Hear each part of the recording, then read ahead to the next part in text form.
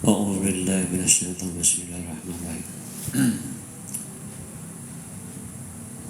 السلام عليكم ورحمة الله وبركاته. الحمد لله إن الحمد لله نحمده ونستعينه ونستغفره ونؤمن به ونتوكل عليه ونعوذ بالله من شرور أنفسنا ومن سيئات أعمالنا.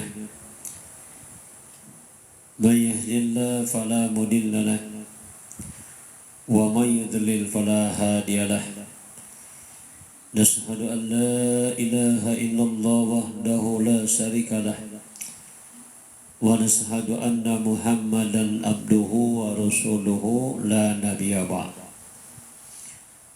أما بعد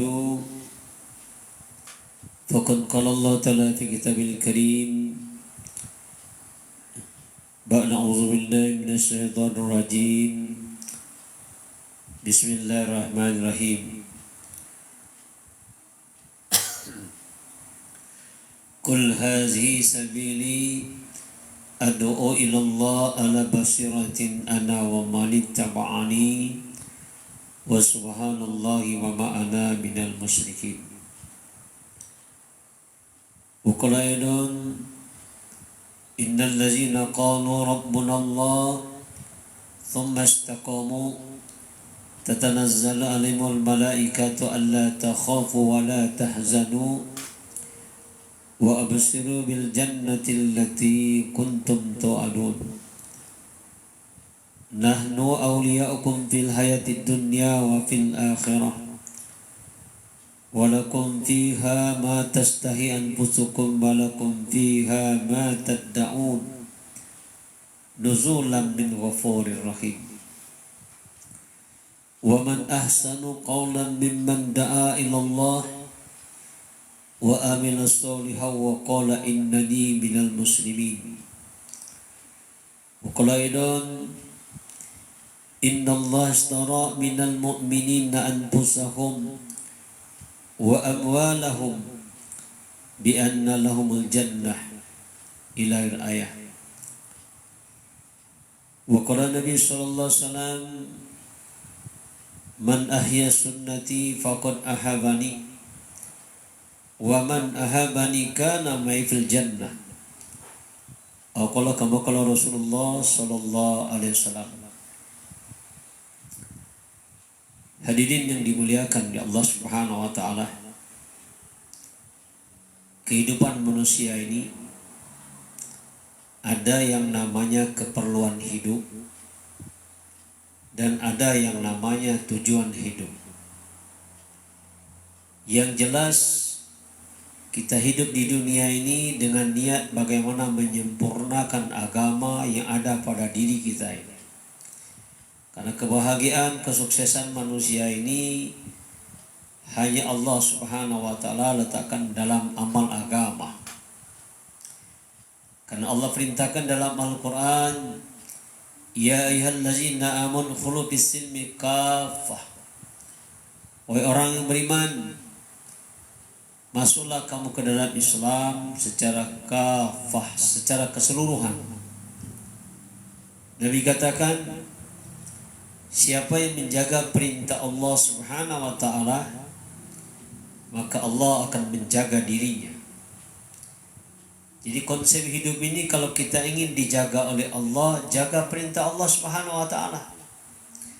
Dan kalau kita ingin ditolong oleh Allah Subhanahu wa taala, tolong saudara kita. Wallahu fi aunil abdi ma kana abdu fi auni akhi. Demi Allah kata Nabi, Allah Subhanahu wa taala akan membantu hambanya selama hambanya mau membantu daripada saudaranya. Kalau hari ini kita mau dipikirkan oleh Allah Subhanahu wa taala, maka kita pikirkan orang lain. Sebagaimana Nabi sallallahu alaihi wasallam katakan, tafakkur sa'atan fid din ghairu min ibadati sabin sana aw sitin sana aw thamanin sana. Berpikir sesaat tentang agama, kata Nabi, memikirkan bagaimana orang yang tidak sholat dia mau sholat, Memikirkan orang yang maksiat, bagaimana dia ditaat. Memikirkan orang yang mabuk, bagaimana dia meninggalkan mabuknya.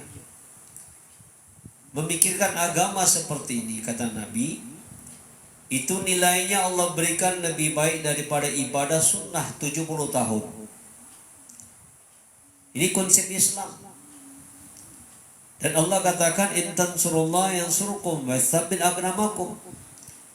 Kata Allah, kalau kamu ingin ditolong oleh Allah, tolong agama Allah. Orang beriman, kalau kamu tolong agama Allah, Allah akan tolong kamu. Jadi konsep Islam ini tidak susah.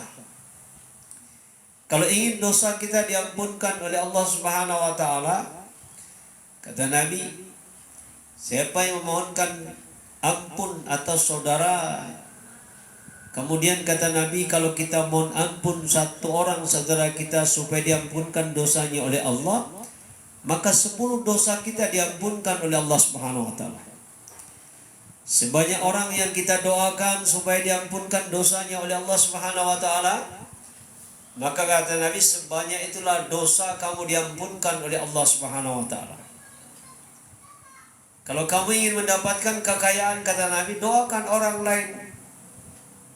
Ya Allah, bahagiakanlah si fulan, muliakanlah si fulan, ampunkanlah dosanya, selamatkanlah dia di dunia dan di akhirat. Maka doa ini itu akan balik kepada diri kita sendiri. Karena Allah janjikan, man amila solehan falinafsi. Siapa, kata Nabi, yang berbuat kebaikan, kebaikan itu adalah dikembalikan kepada dirinya sendiri. Tidak ada untuk orang lain, dikembalikan kepada dirinya sendiri. Kemudian kata Nabi, siapa yang bersyukur kepada Allah, sesungguhnya dia telah bersyukur kepada dirinya sendiri. Sama kalau kita menipu orang lain. Kalau hari ini kita menipu orang lain, hakikatnya kita telah menipu diri kita sendiri.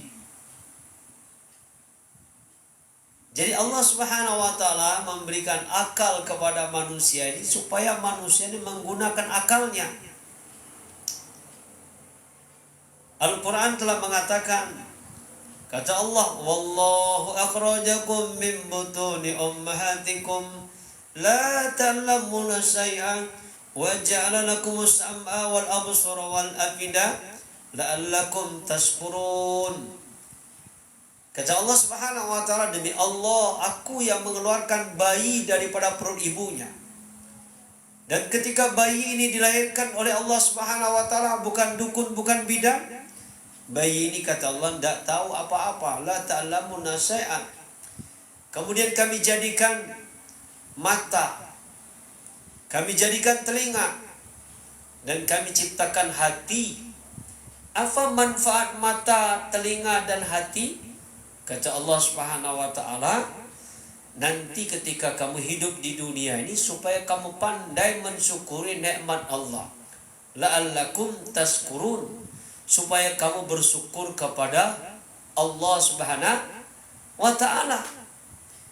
Jadi Allah ciptakan mata, telinga ini bukan hanya sekedar melihat, tetapi disuruh melihat keagungan Allah.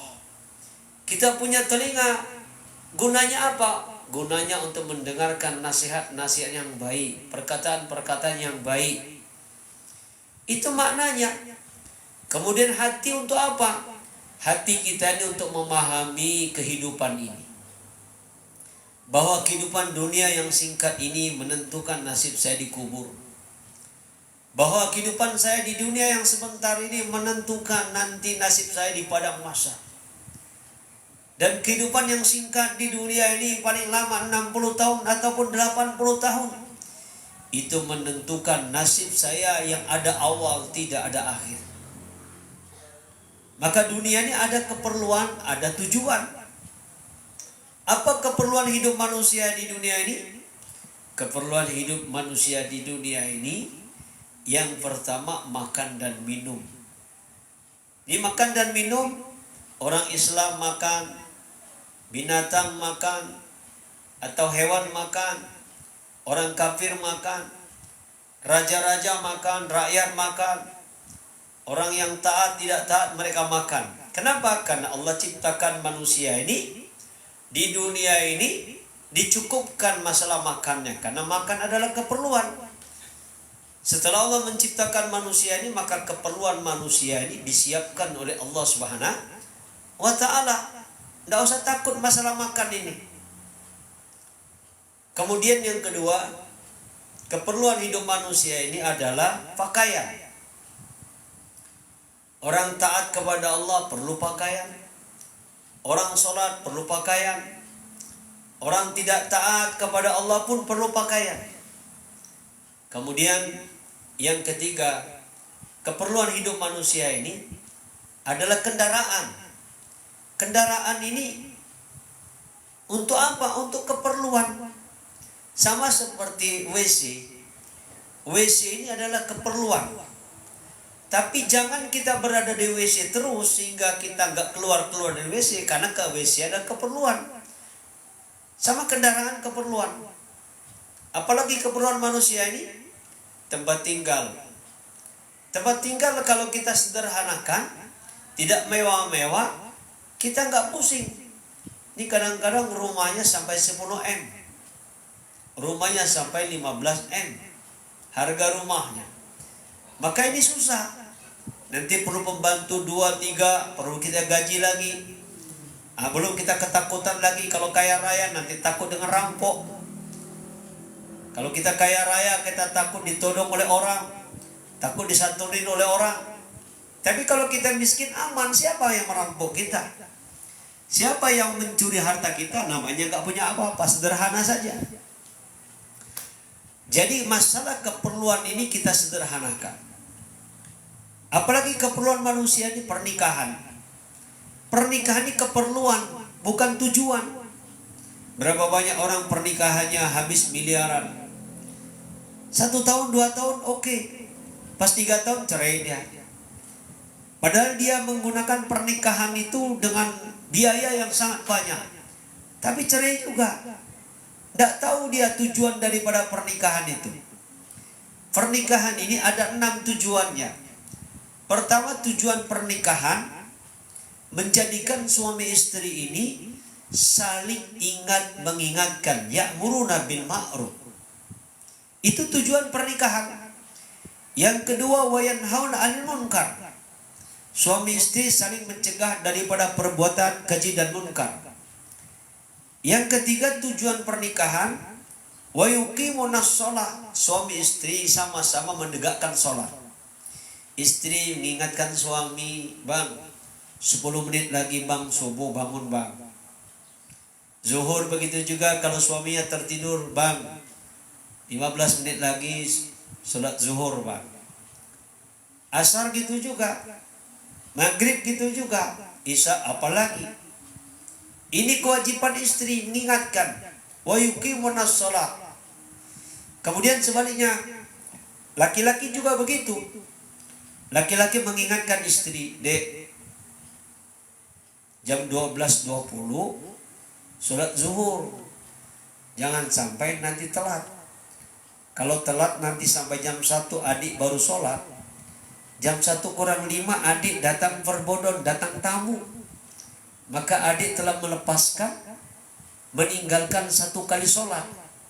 Kalau adik meninggalkan 1 kali sholat, maka adik akan mampir ke neraka 80 tahun akhirat. 80 tahun akhirat dalam lughah bahasa Arab, kata Sayyidina Ali, waktu yang sangat panjang. 1 kali adik meninggalkan sholat, mampir ke neraka 28.800.000 tahun. Ini tujuan pernikahan. Suami mengingatkan istri. Ya istri pun jangan marah. Namanya diingatkan. Dan manusia ini memang kataan Allah dalam Al-Quran, itu hati manusia ini lebih keras daripada batu. Batu keras, tapi kalau dipecahkan mudah pecah. Tapi kalau hati manusia ini keras, maka dia akan melawan. Bang, yang mau masuk surga neraka itu bukan abang saya. Kok abang repot kali? Kalau kata Gus Dur, kok repot kali? Maka suami mengatakan, dek, bukan masalah repot.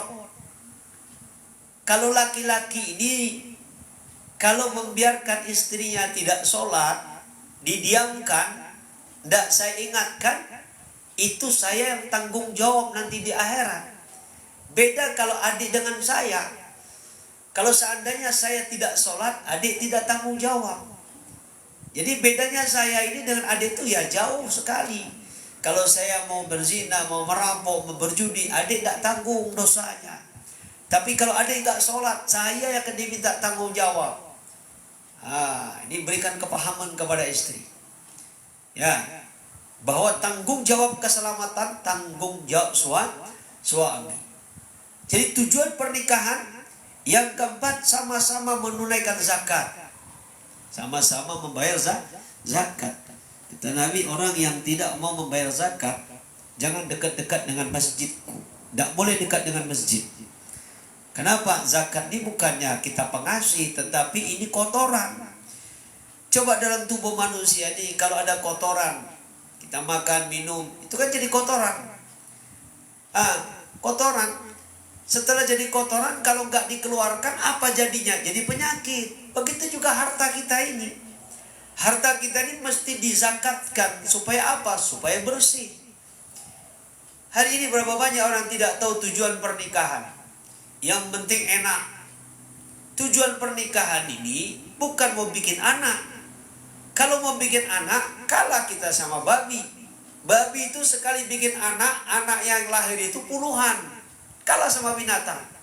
Jadi saya nikah karena perintah Allah Subhanahu wa taala, karena sunnah Nabi, selesai. Tidak usah dibahas. Mau dikasih anak, ya syukur. Gak dikasih anak, ya tidak apa-apa. Dikasih anak, alhamdulillah. Tidak dikasih anak juga alhamdulillah. Kenapa pusing? Kenapa pusing? Karena ini keperluan. Toh nanti di akhirat, kata Nabi, ketika ingin menyelamatkan diri kita daripada azab nerakanya Allah Subhanahu wa taala di akhirat, maka kata Nabi, bapak dan ibunya, kalaulah dia punya anak 10, supaya dia selamat daripada huru-hara padang mahsyar, panasnya tembaga tempat yang diinjak, maka dia akan rela seluruh anak-anaknya itu jadikan bantal, menjadikan alas supaya dia selamat. Ya, di dunia saja kita hari ini untuk anak, ini untuk anak, untuk anak. Sementara kadang-kadang kita nggak sholat demi untuk anak. Ini konsep Islam salah. Konsep Islam, ya ayyuhallazina amanu qu anfusakum wa ahlikum nar. Orang yang beriman, selamatkanlah dirimu. Di sini perintah Allah, qu anfusakum, selamatkan dirimu, wa ahlikum nar, dari ahli keluarga kita. Tindak bapaknya hantarkan anaknya pengajian ke masjid, belajar ngaji. Bapaknya pulang, nggak sholat. Kalau ditanya, loh Pak, nggak ikut? Ya kan, cukuplah nanti aku punya anak yang soleh. Nanti kan kalau punya anak yang soleh kan bisa nolong saya nanti di akhirat. Iya Pak, kalau di akhirat. Kalau dalam kubur, ayo. Dalam kubur mana tahu kita. Kalau sudah dalam kubur ini, sendiri-sendiri, nafsi-nafsi. Ya kalau di akhirat mungkin anak kita bisa nolong kita.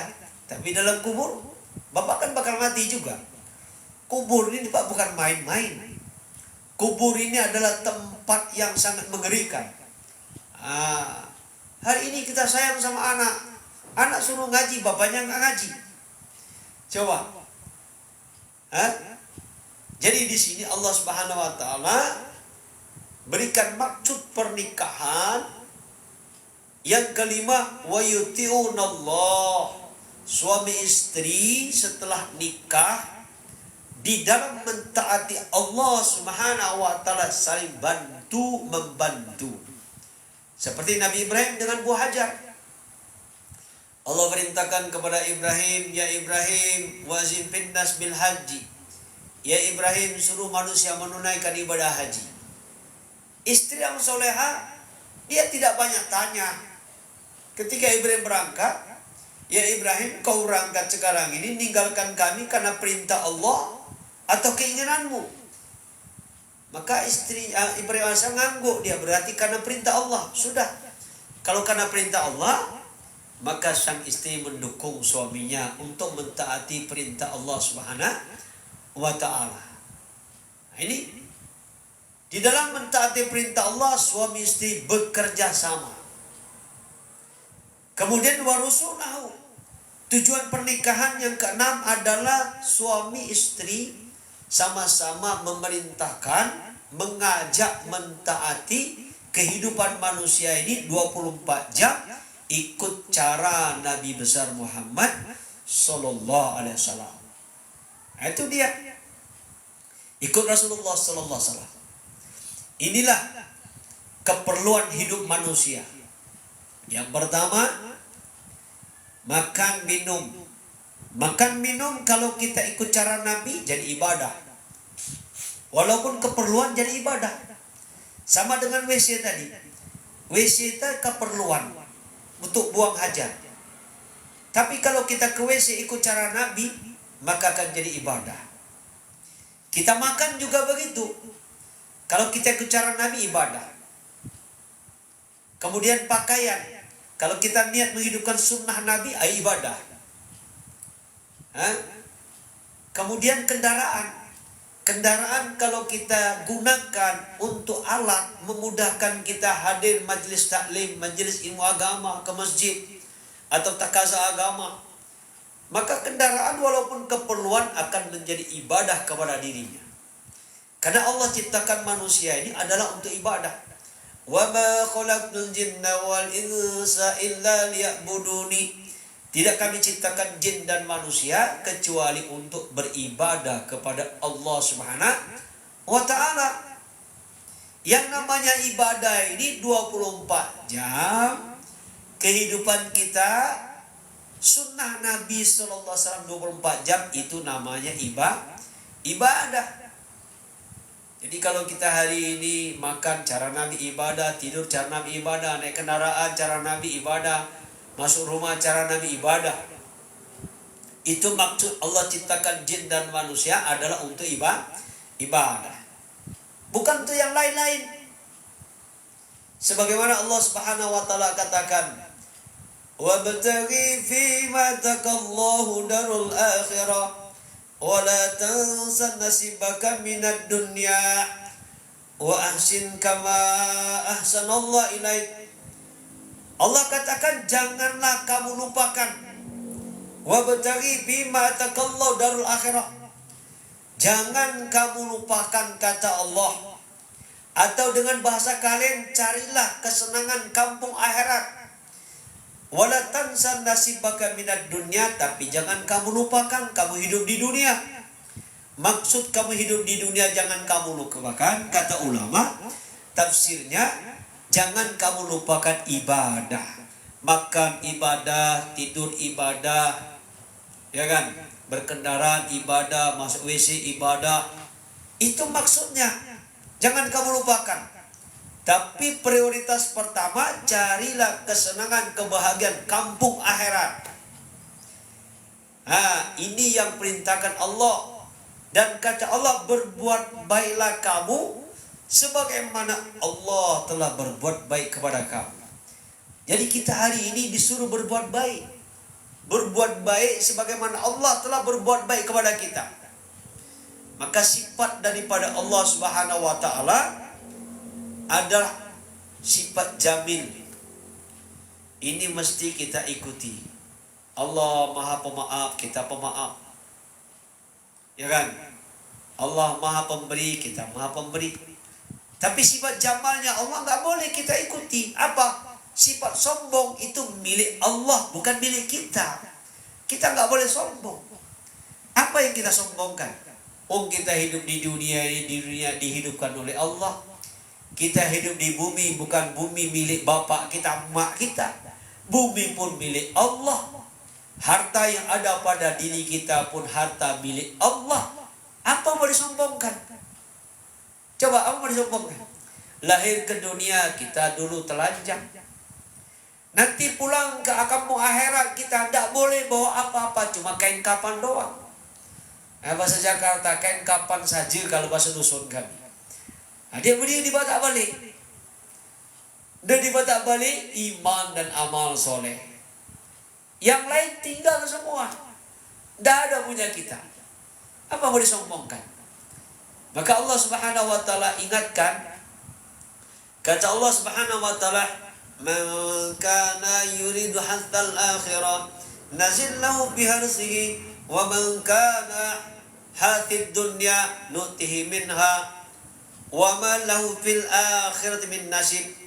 Kata Allah Subhanahu wa taala, kalau kamu mencari kesenangan, kebahagiaan hidup di akhirat, kami akan berikan. Dan barang siapa mencari kesenangan, kebahagiaan dunia ini, kami juga akan berikan. Tapi barang siapa menjadikan dunia sebagai tujuan hidupnya, wa ma lahu fil akhirati min nasib, nanti di akhirat dia tidak punya apa-apa. Jadi orang miskin itu, kata Nabi, orang yang tidak punya apa-apa. Kenapa? Karena kehidupannya hanya mencari kesenangan dunia. Nah, ini yang mesti tanamkan dalam diri kita, kebahagiaan hanya dalam amal agama. Tidak ada janji Allah kebahagiaan dalam pangkat, jabatan, tidak ada. Tapi hanya dalam agama. Siapa saja sempurnakan agama dalam dirinya, maka Allah Subhanahu wa taala akan berikan kebahagiaan. Jadi tujuan hidup manusia di dunia ini 5. Tadi keperluan hidup, makan, minum, pakaian, tempat tinggal, kendaraan, pernikahan. Sekarang apa tujuan hidup kita di dunia ini? Tujuan hidup menyempurnakan iman. Karena manusia ini berharga di sisi Allah kalau dia ada iman. Orang yang ada iman, harganya sangat mahal. Dan orang yang beriman, hidupnya akan ditolong oleh Allah Subhanahu wa ta'ala. Orang beriman ini, Masya Allah, tidak butuh bantuan orang. Nabi Ibrahim AS mau dibantu oleh Jibril. Ya Ibrahim, sebentar lagi kau akan dibakar oleh Raja Namrud. Kata Ibrahim AS, engkau datang sini karena perintah Allah atas keinginanmu. Ya, karena kami berpikir bagaimana nanti kamu kalau dibakar, engkau akan terbakar. Maka seorang Nabi ternyata imannya lebih hebat daripada malaikat. Saya tidak butuh bantuan kalian. Yang saya butuhkan hanyalah bantuan Allah Subhanahu wa ta'ala. Allah maha melihat, Allah maha mengetahui, Allah lebih tahu daripada kalian. Udah, hasbunallah wa ni'mal wakil. Cukup Allah sebagai penolong saya, tidak perlu bantuan. Sehingga Nabi Ibrahim dikatakan bapaknya tauhid. Jadi kita di dunia ini, pertama menyempurnakan iman.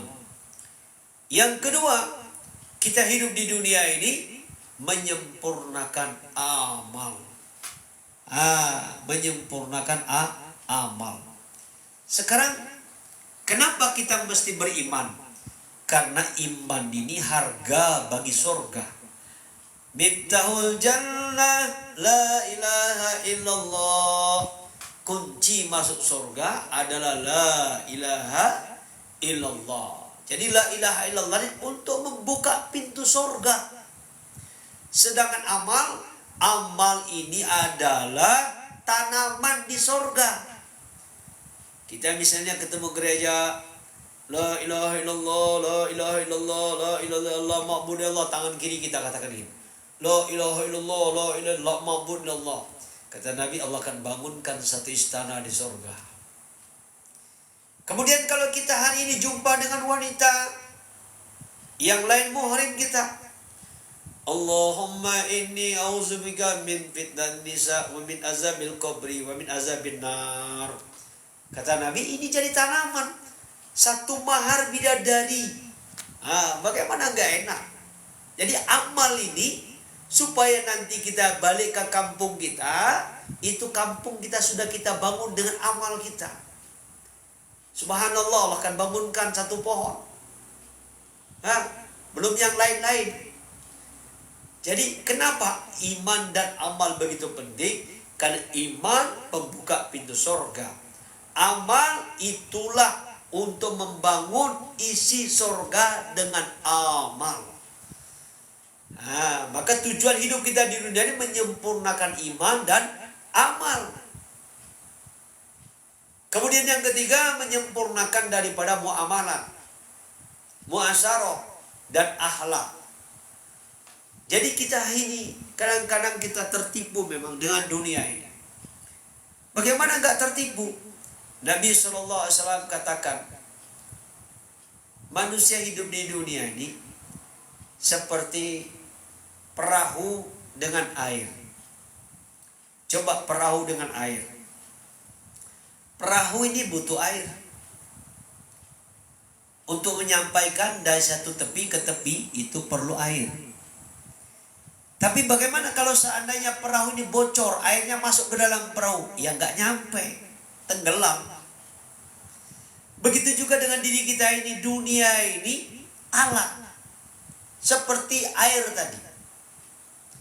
Kita butuh dengan dunia, tidak bisa dinafikan. Kita butuh dengan dunia, tetapi yang tidak boleh kebesaran dunia masuk di hati, sehingga kita tidak bisa lagi sujud kepada Allah Subhanahu wa Ta'ala. Ini dia. Harus dipahami. Kita butuh dengan air, seperti kapal tadi, perahu butuh dengan air, tapi tidak perlu airnya masuk ke dalam perahu tadi, sehingga tenggelam. Nah, kita hari ini hidup di dunia, jangan sampai kita ini tertipu dengan dunia ini. Karena memang dunia ini diciptakan oleh Allah memang untuk manusia. Tapi manusia diciptakan oleh Allah, tanya, saya ini diciptakan oleh Allah untuk dunia atau akhirat? Kalau memang dunia ini diciptakan untuk manusia, tentu para kekasih-kekasih Allah, tidak Allah akan matikan. Tapi justru Nabi Muhammad SAW, manusia yang paling dicintai oleh Allah Subhanahu wa Ta'ala, dapat julukan Habibullah, itu pun 62 tahun. Mati juga. Karena dunia ini memang tempat meninggal, bukan tempat tinggal. Cuma kita hari ini tidak sadar kita ini sedang menjalani kontrak. Coba kontraknya. Kalau orang ibaratkan ke luar negeri, kalau dia izin tinggal tuh namanya pisah. Kalau misalnya dia pisahnya 1 tahun, maka sebelum 1 tahun dia mesti wajib balik ke negaranya. Kenapa?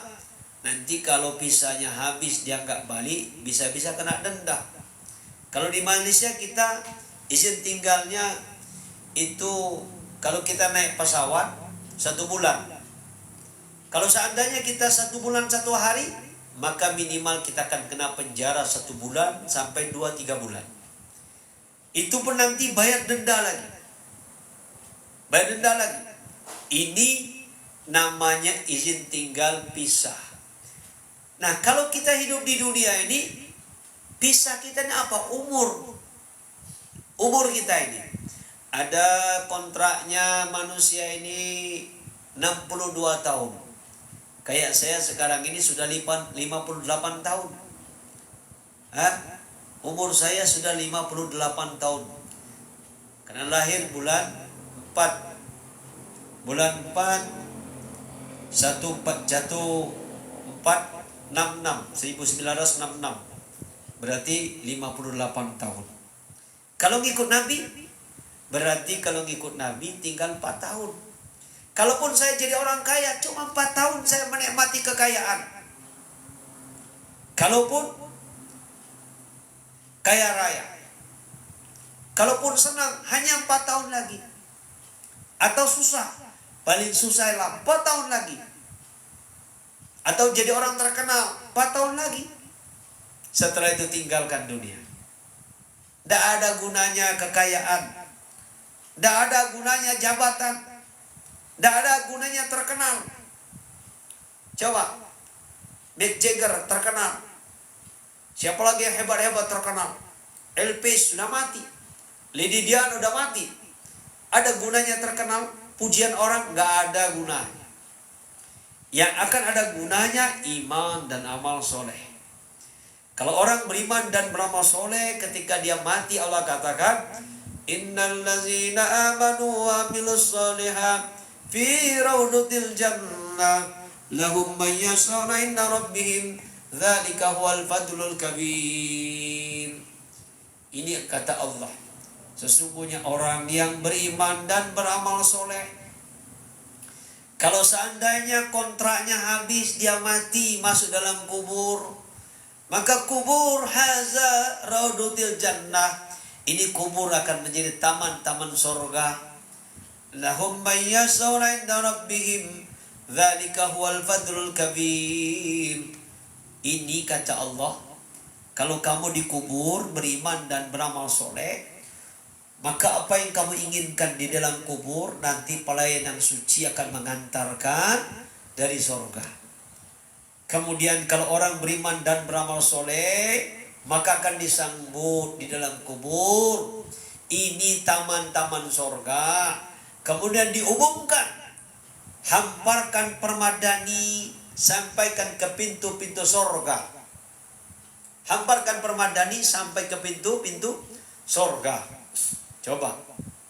Kemudian Allah Subhanahu wa taala katakan, kirimkan dari surga udara yang dingin, yang segar.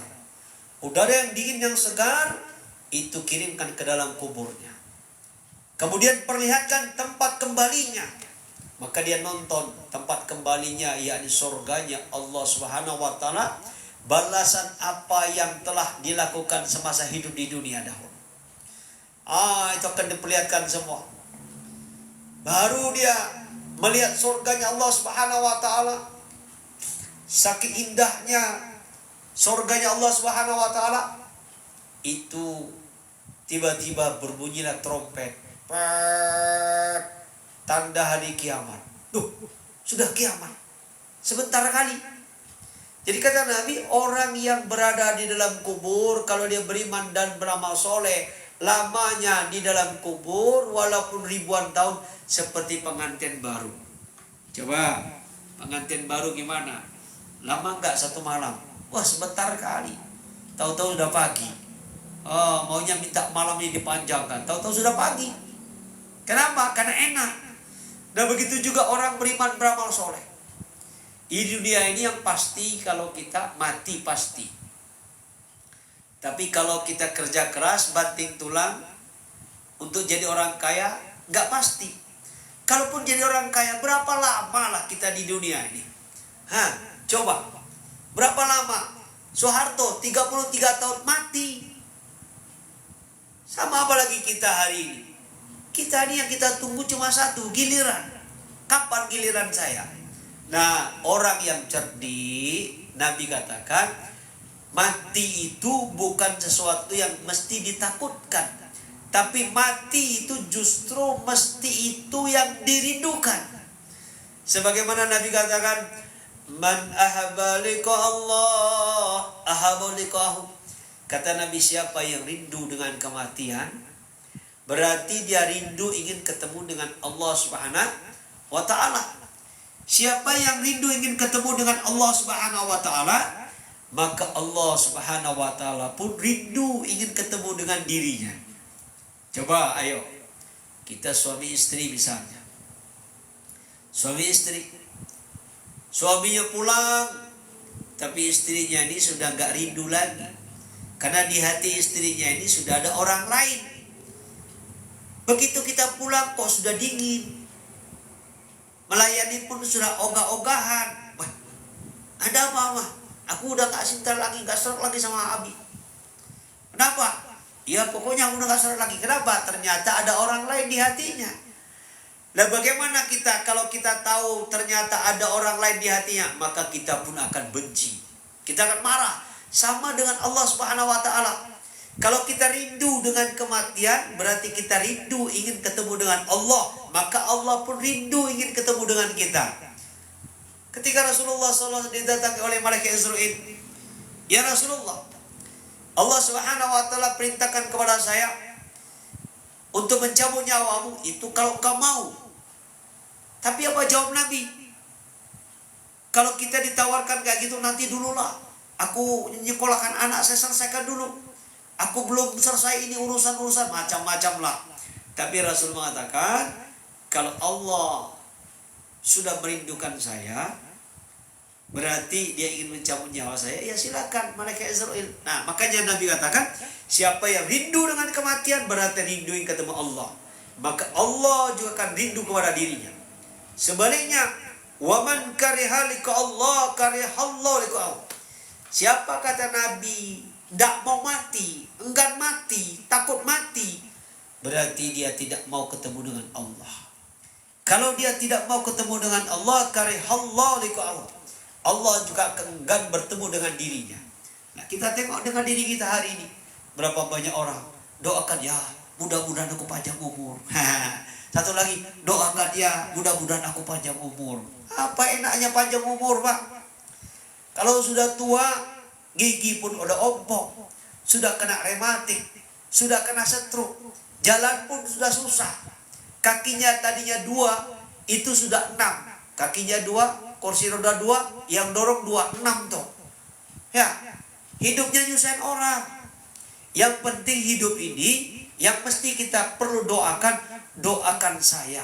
Akhir perjalanan hidup saya, mati dalam keadaan beriman kepada Allah, husnul khotimah, mati dimudahkan mengucapkan la ilaha illallah. Mau panjang, mau pendek, yang penting matinya saya nanti husnul khotimah. Buat apa panjang umur, tapi kalau ujung-ujungnya toh masuk neraka juga.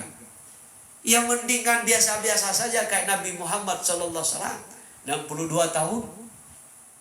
Kalau lebih daripada 62, memang manusia ini kadang-kadang sudah nyusahkan. Sudah macam-macam, kena penyakit ini, penyakit itu. Udah tidak bisa makan ini, makan itu. Memang udah menyusahkan orang. Makanya kalau doa semoga Allah berikan taufik hidayah kepada saya untuk senantiasa mentaati Allah dalam keadaan senang, dalam keadaan susah, muda, tua nanti. Yang penting saya taat kepada Allah Subhanahu wa ta'ala. Selesai masalah. Hari ini tidak kita, ya kan? Ustaz, tolong doakan anak saya ini. Doakan apa? Ya, doakan anak saya ini jadi orang. Loh, sekarang apa belum jadi orang?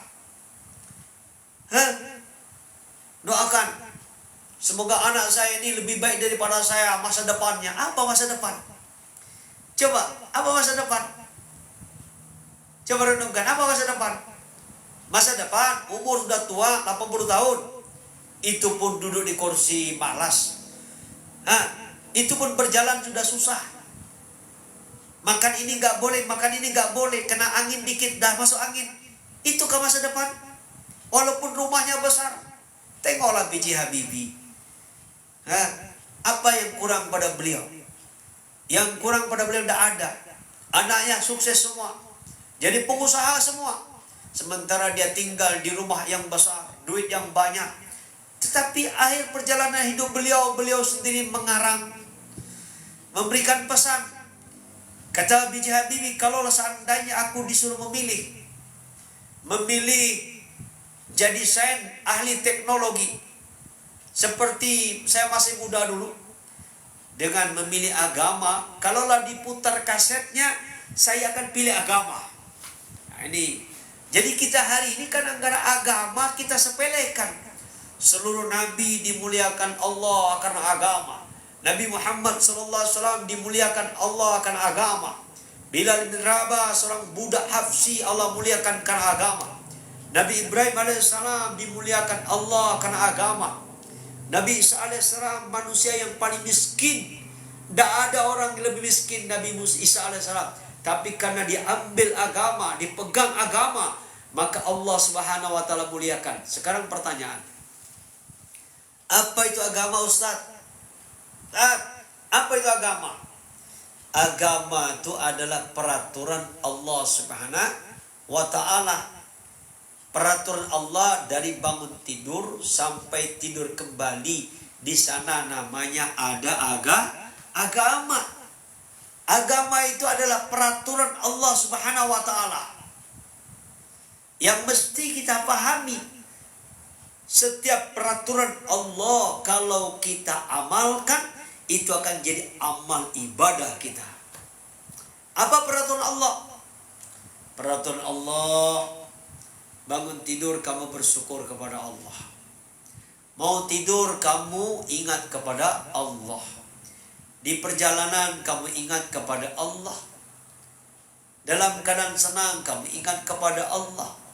Dalam keadaan sendiri kamu ingat kepada Allah Subhanahu wa ta'ala. Itu namanya peraturan Allah. Salat itu peraturan Allah. Kenapa Allah perintahkan salat? Supaya kamu gak masuk neraka. Nah, gitu. Ini salat jadi masalah. Salat jadi problem. Nah, udah salat lagi. Telinga saya udah pokak dengar azan. Ini kita tidak ngerti namanya. Allah perintahkan sholat supaya kita tidak masuk neraka. Kemudian ketika Allah Subhanahu wa ta'ala perintahkan berzikir supaya hatimu tenang. Supaya hati kita tenang. Jadi Bapak dan Ibu yang dimuliakan di Allah Subhanahu wa ta'ala, insya Allah kalau ada umur panjang, esok pagi kita akan lanjutkan lagi. Mungkin kira-kira seperti hari ini juga jam 4:30 kita akan lanjutkan. Karena pertemuan kita alhamdulillah sudah beberapa hari kita mengadakan live. Mudah-mudahan apa yang kami sampaikan, segala sesuatu ini bergantung kepada niat. Apa niat kita?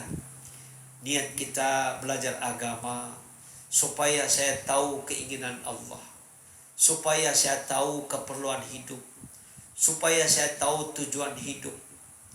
Apa niat belajar agama? Dengan adanya agama dalam diri saya akan bahagia dunia dan akhirat. Apa gunanya saya belajar agama? Supaya saya tahu sunnah Nabi Muhammad SAW. Dengan adanya tahu kita sunnah Nabi, maka kita akan bersama Rasulullah SAW di dalam surganya Allah Subhanahu wa ta'ala. Jadi kita belajar agama bukan untuk pintar-pintaran, bukan pula untuk mintarin orang, bukan pula kita supaya ahli debat. Tidak. Kita belajar agama supaya saya selamat dunia dan akhirat. Karena agama ini kata ulama ibaratkan mobil rem.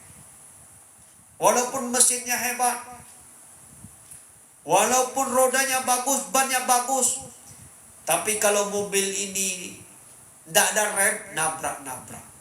Sama manusia ini. Kalau manusia tidak ada agama, maka dia akan nabrak-nabrak. Perintah Allah, larangan Allah, embat saja semua. Nah, ini dia. Kata orang istilahnya STMJ. Zaman kami di Bekasi dulu, Ustaz, STMJ katanya. Saya bilang, apa STMJ? Sholat terus, maksiat jalan.